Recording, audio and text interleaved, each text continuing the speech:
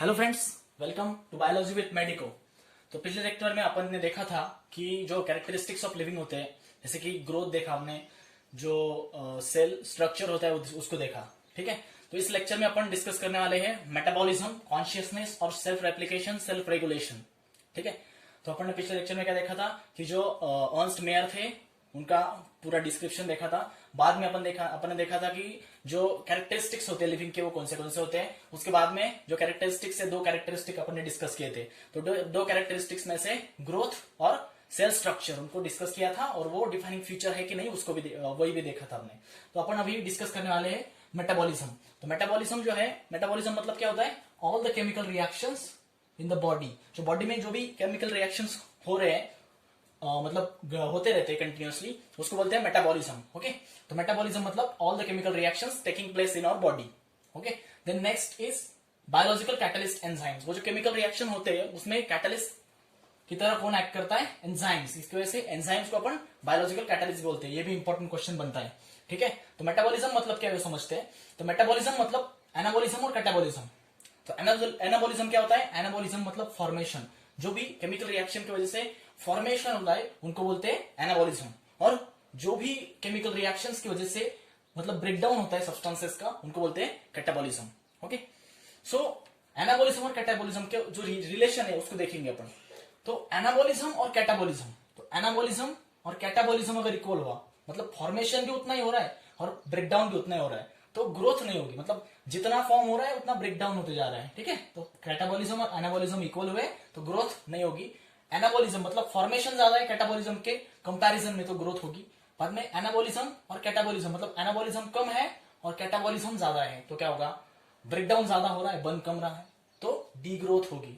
ठीक है, तो मेटाबॉलिज्म प्रेजेंट होगी सारे लिविंग ऑर्गेनिजम्स में और एब्सेंट होगी सारे नॉन लिविंग ऑर्गेनिजम्स में। इस वजह से मेटाबॉलिज्म को अपन क्या बोलते हैं? डिफाइनिंग फीचर बोल सकते हैं। ठीक है, तो डिफाइनिंग फीचर बोल सकते हैं अपन मेटाबॉलिज्म को। नेक्स्ट है कॉन्शियसनेस। तो कॉन्शियसनेस को अपन डिस्कस करेंगे, जल्दी जल्दी निपटेंगे क्योंकि वो रिवीजन सीरीज है, आपने ये सब पढ़ा ही होगा।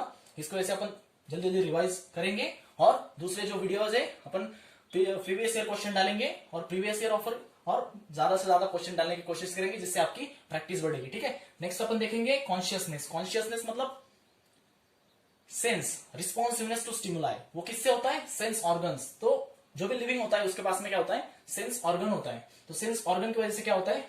जो स्टिमुलाई होता है उसको हम रिस्पॉन्स दे सकते हैं। ठीक है, हमको जो स्टिमुलस मिलता है उसको हम रिस्पॉन्स दे सकते हैं। किसकी हेल्प से? तो सेंस ऑर्गन्स की हेल्प से। ठीक है, तो एनिमल्स में क्या होंगे? सेंस ऑर्गन्स प्रेजेंट होंगे, इसके थ्रू मतलब स्टिमुलाई को वो क्या देंगे? रिस्पॉन्स देंगे। बाद में प्लांट्स, तो प्लांट्स क्या होते हैं? एयर और लाइट इसको रिस्पॉन्स देते हैं, उसके जो सेंस ऑर्गन्स होते हैं वो। एग्जाम्पल क्या है उसका? फोटोपीरियडिज्म। जो प्लांट्स में फोटोपीरियडिज्म होता है वो सेंस ऑर्गन्स की वजह से होता है। वो रिस्पॉन्सिवनेस को स्टिमुलाई, मतलब जो लाइट है उसको रिस्पॉन्स करता है प्लांट। ठीक है, देन देखेंगे कोमा की कंडीशन, मतलब इंसान जब कोमा में जाता है तब क्या होता है। तो कॉन्शियसनेस जो क्वांटिटेटिव प्रॉपर्टी है, क्वांटिटी मतलब जीरो कॉन्शियसनेस, मतलब जीरो से ज्यादा कॉन्शियसनेस होगी वो, या फिर जीरो कॉन्शियसनेस। अपन नो कॉन्शियस नहीं बोल सकते क्योंकि वो क्वांटिटेटिव प्रॉपर्टी है। ठीक है, तो अपन उसको जीरो कॉन्शियसनेस बोलेंगे, नो कॉन्शियसनेस नहीं बोलेंगे। ठीक है, तो कोमा से वो जाग भी सकता है या फिर कोमा से डायरेक्ट मर भी सकता है। ठीक है, तो कोमा से जाग सकता है मतलब जीरो से कॉन्शियसनेस बढ़ सकती है, इसकी वजह से वो क्वांटिटेटिव प्रॉपर्टी है। ठीक है, नो कॉन्शियसनेस नहीं बोल सकते, इसलिए कॉन्शियसनेस जो है कोमा के पेशेंट में भी प्रेजेंट होती है, लेकिन वो जीरो कॉन्शियसनेस होती है। ठीक है, ह्यूमन अकेला ही है ऐसा ऑर्गेनिज्म है या फिर एनिमल है जिसमें क्या है? सेल्फ कॉन्शियसनेस प्रेजेंट है। बाकी किसी भी एनिमल या फिर किसी भी लिविंग में सेल्फ कॉन्शियसनेस नहीं देखने को मिलता है। तो कॉन्शियसनेस जो है इस वजह से वो डिफाइनिंग फीचर है, मतलब सभी लिविंग में प्रेजेंट है और किसी भी नॉन लिविंग में वो प्रेजेंट नहीं है, मतलब नॉन लिविंग में एब्सेंट है। ठीक है, next living is a self replicating and regulating organism. तो लिविंग क्या होता है? Self replicating and self regulating, मतलब सेल्फ रेप्लिकेट भी करता है और सेल्फ रेगुलेट भी करता है। इसकी वजह से जो सेल्फ रेप्लिकेशन है और सेल्फ रेगुलेशन है वो प्रेजेंट है लिविंग में। इसकी वजह से जो डिफाइनिंग प्रॉपर्टी है, क्यों? क्योंकि नॉन लिविंग में भी सेल्फ रेप्लिकेशन और सेल्फ रेगुलेशन, मतलब सेल्फ रेप्लिकेशन मतलब रिप्रोडक्शन ही हो गया, बराबर। मतलब खुद को रेप्लिकेट कर सकते हैं, कोई भी नॉन लिविंग रेप्लिकेट नहीं कर सकता। और रेगुलेशन जो हार्मोनल रेगुलेशन होता है, टेम्परेचर रेगुलेशन मैंने बताया था पिछले लेक्चर में, तो वही जो लिविंग कर सकता है नॉन लिविंग नहीं कर सकता। इसलिए दोनों जो है वो डिफाइनिंग प्रॉपर्टीज है या फिर डिफाइनिंग कैरेक्टरिस्टिक्स है लिविंग के, ठीक है। तो नेक्स्ट अपन को डिस्कस करना है diversity in the living world. So diversity in the living world में बायोडाइवर्सिटी, मतलब बायोडाइवर्सिटी कितनी होती है 1.7 टू 1 मिलियन स्पीशीज। तो अभी जो रिसेंटली हमने ढूंढा है तो 1.7 टू 1.8 मिलियन स्पीशीज जो है अभी एग्जिस्ट है, जो हमने उसको ढूंढा है। मतलब बहुत सी स्पीशीज है लेकिन इतने हमको पता है, ठीक है। उसमें एनिमल्स और प्लांट्स अलग अलग हो गए। तो एनिमल्स में इंसेक्ट जो होगी उनकी मतलब संख्या बहुत ज्यादा होगी, और जो प्लांट्स है उसमें एंजियोस्पर्म्स मतलब फ्लावरिंग प्लांट्स बहुत ज्यादा पाए जाते हैं। इस वजह से मतलब एनिमल्स में खासकर कौन ज्यादा होगा, इंसेक्ट्स, मतलब वो एवरीवेयर प्रेजेंट होते हैं। और प्लांट्स में सबसे ज्यादा जो प्रेजेंट होते हैं वो एंजियोस्पर्म्स होते हैं, ठीक है। तो ये डाइवर्सिटी होगी ऑर्गेनिजम्स की या फिर लिविंग की, ठीक है। बाद में देखेंगे टैक्सोनॉमी क्या है। तो टैक्सोनॉमी में बाद में अपन डिस्कस करेंगे डिटेल में। अभी सिर्फ टर्म किसने दिया और फादर कौन है वो देख लेते हैं। तो term given by A P de Candolle. तो टैक्सोनॉमी ये टर्म किसने दिया था, एपीडी कैंडोल ने दिया था। और फादर ऑफ टैक्सोनॉमी हम किसको बोलते हैं, तो Carolus Linnaeus. Term given by A P de Candolle and father of taxonomy Carolus Linnaeus. Then rules for the identification, मतलब जो जनरल रूल्स होते हैं वो देखेंगे अपन।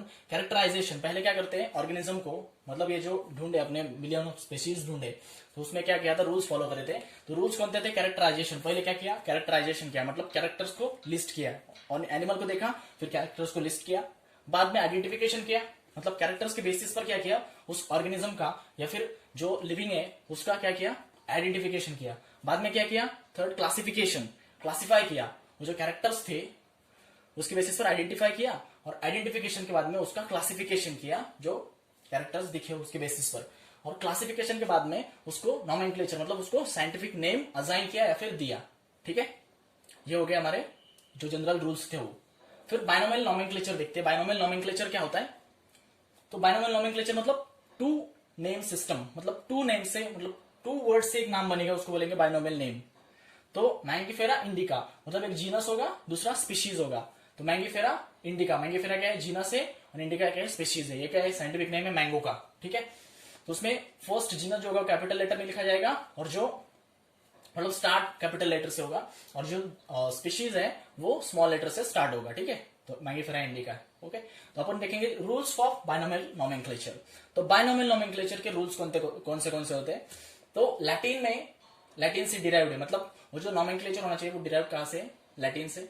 इटैलिक मतलब प्रिंट जब करेंगे अपन तो इटैलिक्स में करेंगे, और हैंड रिटन जब हैंड से लिखेंगे, हाथ से लिखेंगे तो स्पेसिफिक अंडरलाइन, मतलब अंडरलाइन करा होना चाहिए उसको, ठीक है। तो स्पेसिफिकली अंडरलाइन, उसको स्पेसिफिकली अंडरलाइन होना चाहिए। बाद में टॉटोनिम्स, टॉटोनिम्स मतलब जीनस और स्पीशीज दोनों का नेम सेम होना चाहिए। वो अलाउड है एनिमल्स में, मतलब जूलॉजिकल नॉमेनक्लेचर में अलाउड है। एग्जांपल क्या है, नाजा नाजा, ठीक है। नाजा नाजा एक कोबरा का साइंटिफिक नेम है। बाद में नॉट अलाउड इन प्लांट्स, मतलब वो बॉटनिकल नॉमेनक्लेचर उसमें अलाउड नहीं है। मतलब मेलस मेलस ये एप्पल का साइंटिफिक नेम है, ठीक है। तो मेलस मेलस ये पहले अलाउड था, अभी अलाउड नहीं है। तो अभी मेलस मेलस का मेलस डोमेस्टिकस कर दिया है, एप्पल का जो साइंटिफिक नेम है उसको।